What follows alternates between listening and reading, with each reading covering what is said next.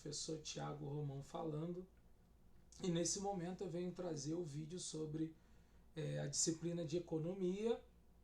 Hoje nós tivemos uma atividade e eu não pude ofertar essa aula em sala de aula, né, por conta daquela dinâmica que foi realizada com uma outra turma sobre a empresa Júnior, mas nesse momento iremos dar continuidade ao nosso conteúdo. Pois bem, nessa aula 3 nós vamos abordar dois conteúdos, ou seja, dois aspectos. O primeiro, chamado de curva de possibilidade de produção, e o segundo, de custo de oportunidade. Curva de possibilidade de produção. A primeira coisa que a gente tem que entender é que nós estamos falando de uma ferramenta que vai envolver um gráfico que vocês vão ver logo a seguinte. Só que o principal objetivo dessa ferramenta é avaliar a capacidade de produção de um determinado produto. Nesse sentido, por exemplo, vamos supor que eu queira produzir um determinado item, sei lá, arroz.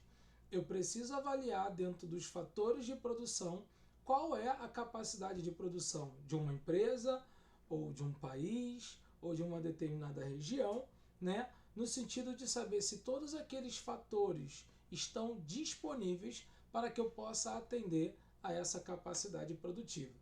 Normalmente, esse tipo de conteúdo, né, essa ferramenta mais especificamente falando, ela vai servir como método de comparação, né, do desempenho de dois produtos diferentes. Ou seja, um economista, um gestor, ele pode muito bem avaliar qual é a capacidade produtiva que ele tem naquele momento, quando ele pensa em produzir um produto em detrimento do outro.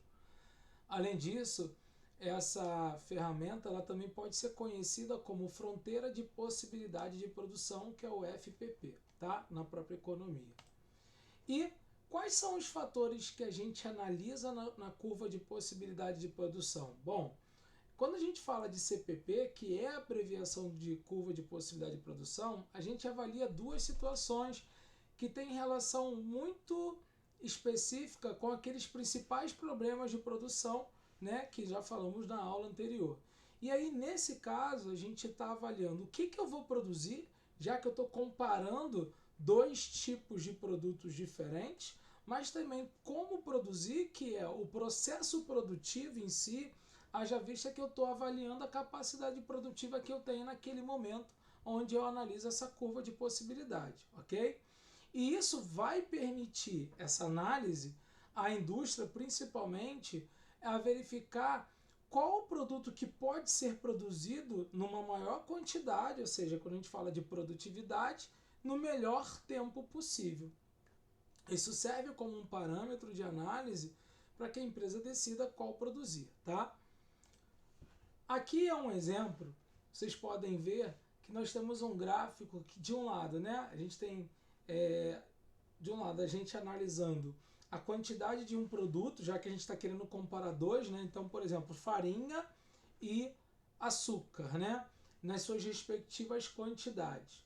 E nós temos alguns pontos ali, por exemplo, ponto A, ponto B, ponto C, ponto D.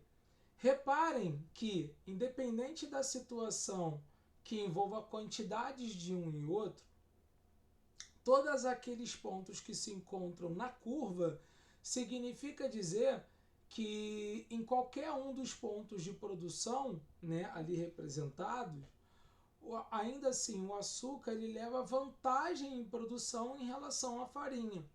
Mas isso também dimensiona que essa empresa, ao utilizar toda a sua capacidade produtiva, ela muito melhor nessa condição produzir o açúcar em relação à farinha. Mas ela também está utilizando todo o seu processo produtivo para que ela possa atingir aquela produção. Agora, se você olhar o ponto D, mais especificamente, você vai perceber que nesse ponto D a gente tem uma determinada situação que é a ociosidade, ou seja, existe ali uma possibilidade de produção que não está sendo explorada. E claro que isso pode acontecer por vários fatores, por exemplo, uma própria recessão econômica, uma capacidade produtiva não alcançada, ou seja, aquela empresa tem 2 turnos, mas a produção que é demandada para ela hoje é somente relacionada a um turno, por exemplo. Então são fatores esses que são considerados. Algumas observações devem ser feitas aqui. Primeiro, a gente acaba considerando que cada produto ele vai exigir uma matéria-prima diferente e também o tempo de produção de cada produto acaba sendo diferente. No caso do gráfico anterior, a gente visualizou que a produção do açúcar lá era maior em relação à farinha. Logo, o custo de oportunidade dele é maior, que é algo que a gente vai falar logo seguinte. Ou seja, eu vou avaliar qual é o custo de oportunidade se eu produzir um produto em detrimento do outro.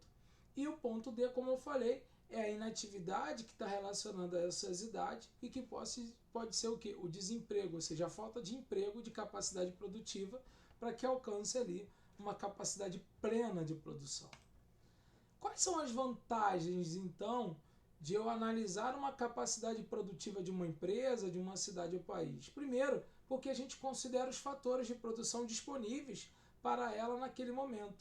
Além disso, eu avalio a capacidade de eficiência produtiva, ou seja, a produtividade que aquela empresa tem no sentido de promover um aumento, né, de atendimento da sua demanda. E aí, para a gente poder, né, finalizar, o que é o custo de oportunidade? É o valor que uma empresa, uma pessoa perde ao escolher uma outra alternativa. E aí eu vou dar um exemplo. Na época da pandemia, tinha uma empresa que ela produzia lá em Guarulhos, não me recordo o nome, mas ela produzia muito equipamentos de ferramentas, né? Ferramentas, equipamentos diversos. E aí o que aconteceu? Ela simplesmente deixou de produzir ferramentas, haja vista que houve uma diminuição no consumo, e essa diminuição no consumo, né, promoveu ali uma necessidade de uma reorganização no seu sistema produtivo, e ela avaliou qual era o custo de oportunidade que ela tinha de ficar parada na produção ou produzir, por exemplo, um outro produto que pudesse haver a saída. E foi o que aconteceu. Ela avaliou esse custo e ela começou a produzir os respiradores, que foram os equipamentos muito necessários logo no início do período de pandemia, nos principais hospitais de campanha e hospitais em diversos lugares do nosso país. Então, de uma certa forma, isso foi bem e extremamente necessário, tá? Então, esse foi o nosso conteúdo, né?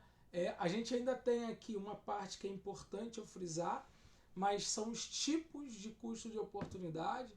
Por exemplo, o que é um tipo escondido? É quando, de uma certa forma, eu só tenho uma única opção e um novo custo ele não está aparente para o gestor.